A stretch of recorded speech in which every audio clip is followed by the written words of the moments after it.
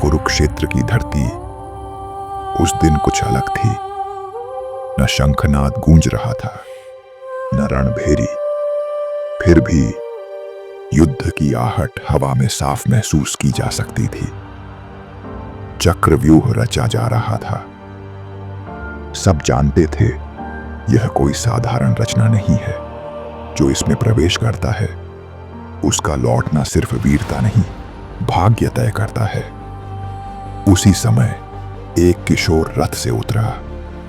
अभिमन्यु। आंखों में भय नहीं था, लेकिन ज्ञान अधूरा था। उसे पता था कैसे भीतर जाना है, पर यह नहीं पता था कि बाहर कैसे आया जाता है।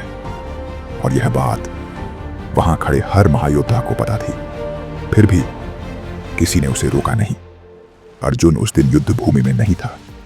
पिता का स्थान रिक्त था, और उसी रिक्तता में चक्रव्यूह का द्वार खोल दिया गया। भीष्म मौन, द्रोण मौन, कृपाचार्य मौन। उनकी चुप्पी में सहमति छुपी थी, लेकिन उस मौन के पार एक दृष्टि थी जो सब कुछ देख रही थी। कृष्ण। वे जानते थे यदि चक्रव्यूह टूटेगा तो कौरवों का संतुलन टूट जाएगा, और यदि चक्रव्यूह नहीं टूटा तो किसी एक को टूटना होगा। युद्ध अब शस्त्रों का नहीं था, यह निर्णयों का युद्ध था। अभिमन्यु भीतर गया। एक परत, फिर दूसरी, फिर तीसरी। हर दिशा से वार हुए। उसका शरीर घायल हुआ, लेकिन उसका साहस नहीं।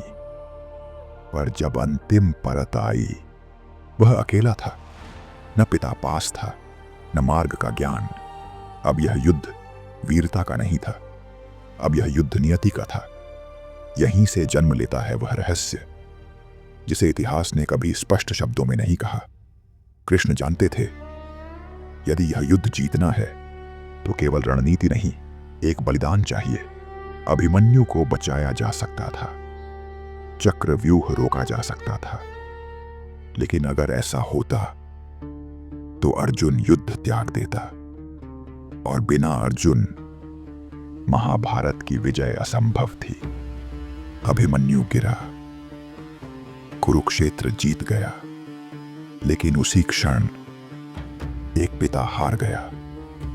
और शायद उसी दिन कृष्ण भी, क्योंकि धर्म की रक्षा के लिए कभी कभी भगवान को भी मौन का पाप स्वीकार करना पड़ता है।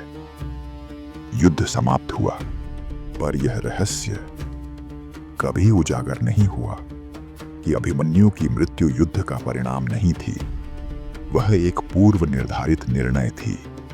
अगर अर्जुन वहां होता तो क्या अभिमन्यु जीवित रहता, या यह बलिदान अपरिहार्य था?